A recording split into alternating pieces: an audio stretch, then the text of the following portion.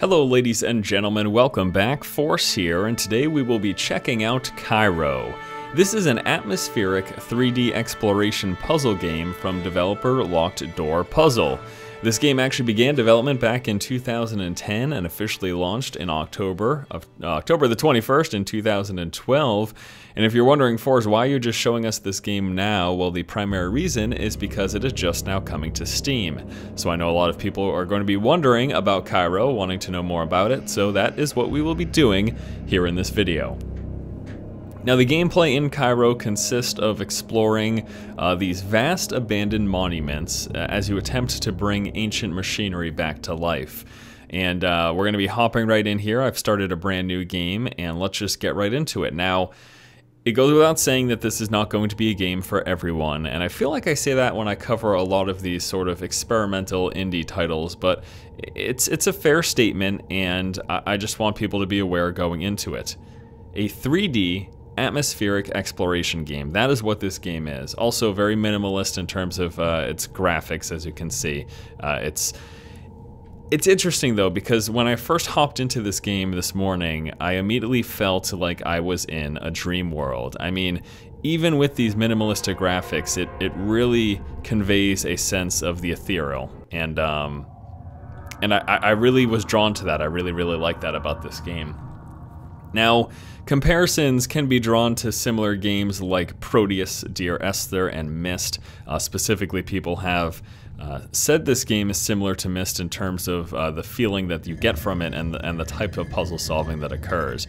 So it's all about trying to maneuver throughout the world and figure out how to make your way from one room to the next, essentially. And you do that by trying to solve these puzzles to bring machinery back to life. So the first thing that we had to do there, quite simplistic, was to push that chair into the wall, and now we can go ahead and activate this little symbol on the ground, and that will open up the door to the next area.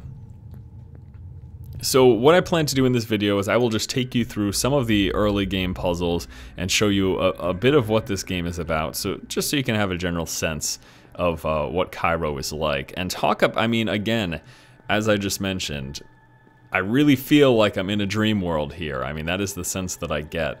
In terms of the physical gameplay, what you are doing, it's very simple in the sense that you're just moving around with WASD and looking around with your mouse. And there's also an ability to jump and an ability to sprint, but that is it. There's no real interaction with the world other than physically moving your character around. Now, take a look at this right here. So we could go, as we move, that moves as well. And if you move over to this side, that will lift up too. So I wonder, the goal is to just drop it down and go straight across like this. I was wondering if I could make it to the top because I have noticed that there are objects up there as well, but that appears like, at least at this moment, that is not the case. So this game has sort of these little central hubs, and in those hubs you're able to kind of branch out and try to solve the various puzzles. You can see now we're in this little funny looking area, and I just want to check real quick if there was anything right over here as well. No, it looks like we've just got this little wall. This appears to be some sort of I don't know, a park? Are those supposed to be representative of like trees and stuff? I couldn't really tell you. I'm not exactly an abstract art expert, so if any of you are though, feel free to inform me. So this is one of those central hubs that I was talking about. From this point, we've got those branching rooms, which will consist of puzzles that we need to solve. And we've also got this little interesting room over here, which even after playing through this part, I still haven't really figured out what the point of this is, but similar to Proteus, environmental interaction resulting in sound. And then also we've got a bunch of snowflakes going on all over the place, so I can run around this, and I still haven't figured out exactly what this is for, but I guess that's not that big of a deal. Let's go back to the main room and let's take a look at some of the puzzle solving now. I would like to start off, let's go right over here. So this is one of the machines that we've got to figure out how to activate, and we do so by solving the puzzles here in these side rooms. So let's first go ahead and go into this room and solve. I guess this isn't technically our first puzzle, but our first real puzzle is coming up right around the corner. So we've got this little crazy space here that we can explore. You'll notice all sorts of strangeness going on all over the place. And check this out. Based on your position, this little thing is forming here. It's like, oh, it's a wall that's blocking my path. Well, actually, no, you can jump right through it, hysterically enough. And I could continue to move over here and move over here to the very edge. And what happens? I don't know. But if you drop down, you will just be reset to your last position. So there's really no death in this game. It's not about that. And this isn't a game about, you know, killing the bad guys and stuff like that. It's just about exploring. It's about the experience, and this is a similar thing that I've said about Proteus, for example, a game that I took a look at in the past. Not exactly the same. I would say gameplay-wise, this is more like a Myst or a Dear Esther, but in terms of the minimalistic style and the atmosphere that it entails, I can draw those similarities to Proteus, and I think others have as well in the past. But when I talked about Proteus, when I covered that game, which is more of a game about just exploring the environment and listening to the sounds, although there is some element of exploration there, as you can sort of move through phases or different seasons in that game. This is the same sort of thing. I feel like this is a game that is more about, you know, having this experience and walking through this world and trying to figure out what is going on. Now, in terms of the storytelling is not done through traditional means, and by that I mean, you know, we don't have dialogue. There's no text. In fact, there's no player guidance really whatsoever. It's all about you just moving around and trying to figure things out. Okay, I recant that statement. There is some semblance of player guidance. If we hit escape, you can actually check out hints. And there's 3 tiers of hints. There is a very basic level hint. For each one of your puzzle rooms, there's 3 tiers. A very basic level hint, a hint to bring you a little bit further, and then the third and final hint sort of tells you the answer to the puzzle. Now, I don't know how I feel about that, to be honest with you. I almost feel like I wish this wasn't here, because the mere existence of it is going to lead a lot of people to take advantage of it. But if you have the self-discipline to not just go straight in and every single time you come up to a puzzle, automatically to hint number 3 to pretty much get the answer, then you can really, I think, enjoy this game to its utmost. In fact, I would say if you pick up this game, I suggest not looking at the hints, because you're not really going to get the full enjoyment out of it. But I guess I understand why the developer put it in here, because what will happen is that when people can't figure out the puzzles, they will just get frustrated, and then they alt-tab and they go check for the answer online, or even worse for the developer, they just quit the game and don't go back to it. So I guess I understand that, at least having it in there as an option for people who do get frustrated. Instead of alt-tabbing, or even worse, instead of just quitting, they can check in game for the answer. All right, so you're gonna notice here we activate that little thing in the center, and then we've got these four little pedestals that we can stand on here. And let's see what happens. We stand on that, and the outer rim is activated. Now you'll notice the outer rim is located right there as well. So why don't we go ahead and try to activate them in order, moving towards the center, shall we? So this one goes towards that inner rim. Okay, so that one actually deactivated itself. So maybe we should start from the inner and move outer. How does that sound? All right, so let's start at the very center, right there. And then move a little bit further out, which is going to be this area right here. Okay, now those two are going. Let's go ahead and move a little bit further out with this one. And then a little bit further out with this one.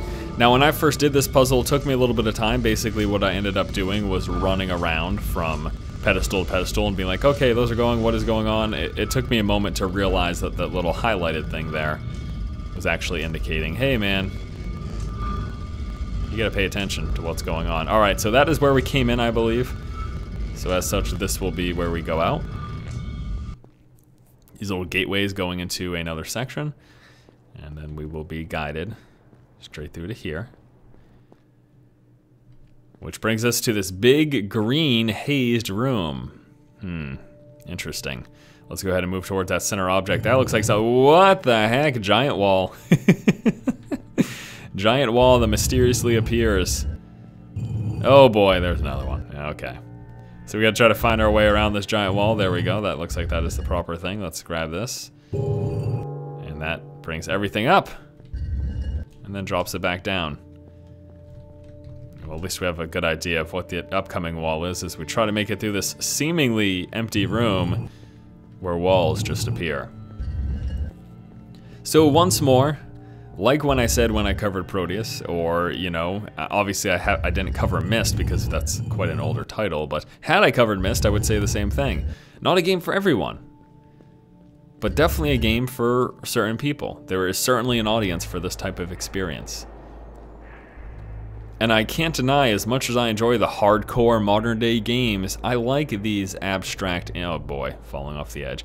I like these abstract puzzle focused games, the ones that are more focused on the environment and the exploration and having an experience. I do enjoy them, quite. Alright, so that is where we came up. So I'm guessing that is not where we need to go. Or is this where we came through? Is this the door we came through? Or was it the other door? I guess we'll find out in a second, huh? Okay, that's where we came through. So we need to go back and then swing ourselves around over here. So we try to make it down over there. So I want to continue to show you at least a few more puzzles here. Obviously, I don't want to take you through the entire game because that sort of ruins the experience for anyone who is interested in checking it out themselves. And there are some pretty interesting puzzles, and there are certainly some puzzles that I got stumped on. I mean, I will fully admit I looked at the hints for a couple of them, because I did not want to wait forever. So now that we have solved that puzzle, you notice we actually came out of that door, and that's the door that we entered. We have got the first part of this machinery going. There is, however, another part that we need to get activated, and we'll be taking care of that over here on the right-hand side. So let's go ahead and enter. All right.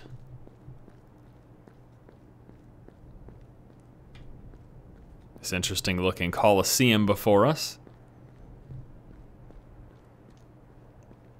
And there is also a little monument thing over there, so why don't we go check that out real quick before I go down into the depths of the next area.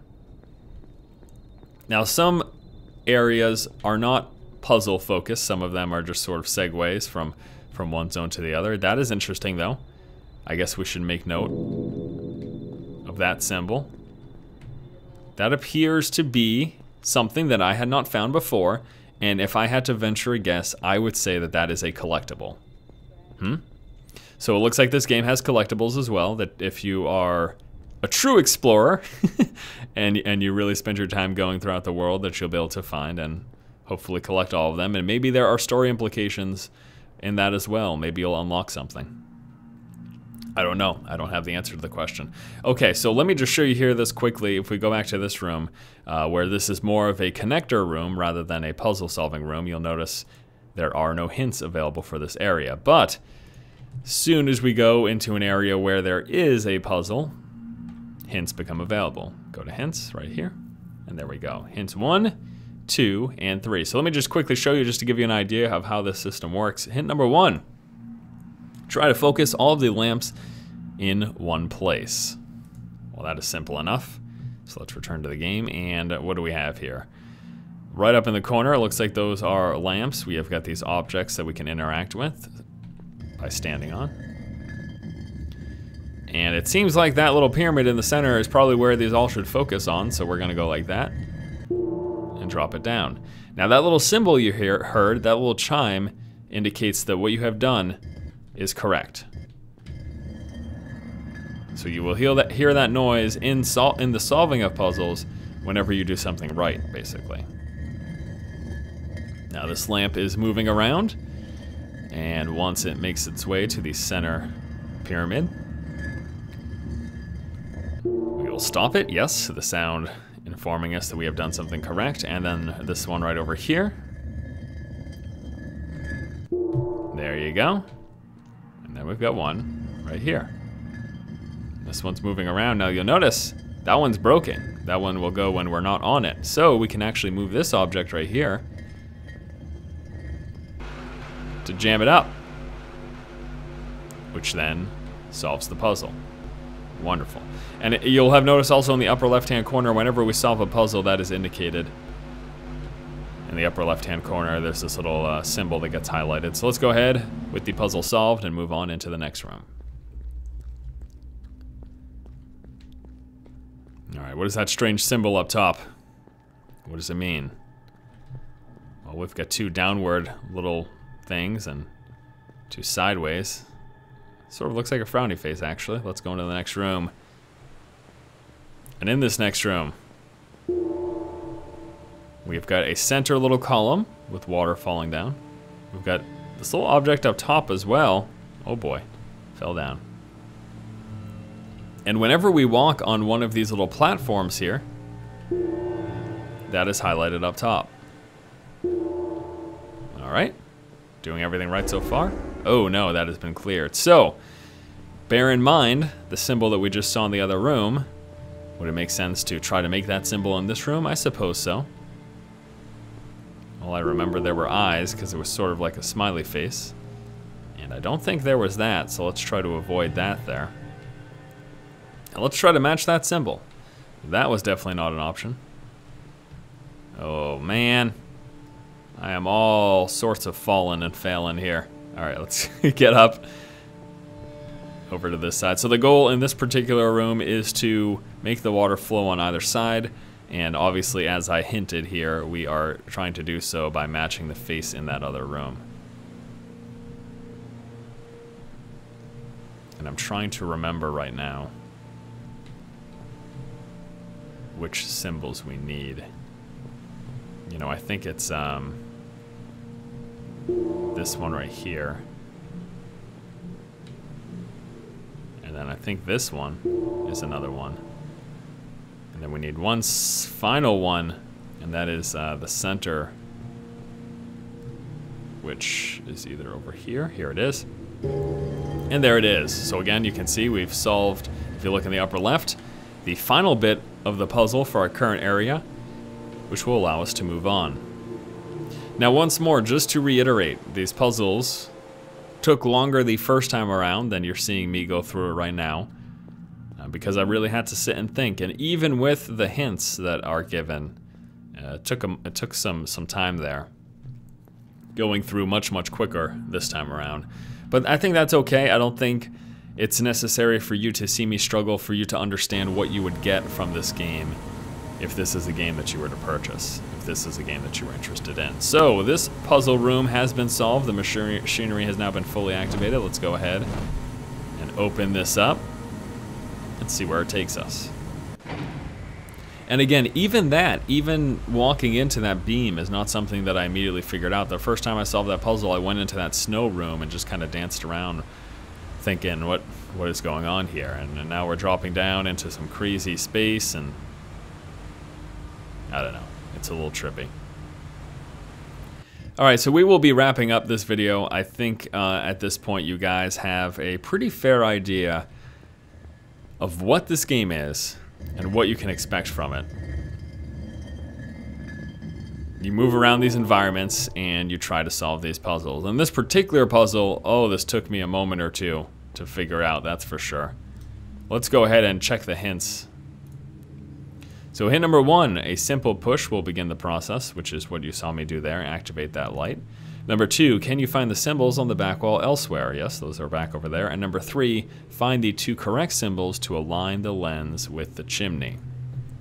So the chimney is up right there in the corner, and you'll notice this little thing here with those dials, and the goal is to get those dials to reflect this light to the center. And the ones that we need are that one straight center there, which sort of looks like an archway, and then this one over here, which looks like a, I don't even know what that looks like, a funny looking face or something, that last one, that last dial. This definitely took me a few moments, to say the least, to figure it out my first time around. I was pushing all sorts of buttons and not really knowing what's going on, but I do this time, and I really want to show you the coming up area, so we're just gonna do this very quickly here. And may I suggest, by the way, if you're interested in this game, you might just want to shut this video off right now, because you don't want to see too many of the puzzles solved before you pick it up. But there we go, just like that. A puzzle that easily took me 15 minutes before I got now. Because I didn't use the hints and I just kind of meandered about. And here we go. So we are now going to wrap up. You'll notice we're back here at the starting area, and now we've got access to a new place. We're going to wrap up this video, guys. Once again, this has been Force checking out Kairo, an atmospheric 3D exploration puzzle game from developer Locked Door Puzzle. It is now, or no, it's coming to Steam tomorrow, my apologies, even though it originally launched last fall, just making its way now onto Steam. If you're interested in picking it up, it will be available fully priced for $7.99. That is $8 US. However, there is a 20% discount for the first launch week, so throughout the course of this week, you can get that for 20% off. And I like it. I like it. It's not a game for everyone. It's atmospheric. It's about exploration and puzzle solving. If you liked Proteus, if you like Myst, if you like Dear Esther, if you like that style of video game, then you might like this as well. Alright guys, thank you so much for watching. If you like the content, please subscribe. And as always, keep watching and keep owning. Speaking of watching,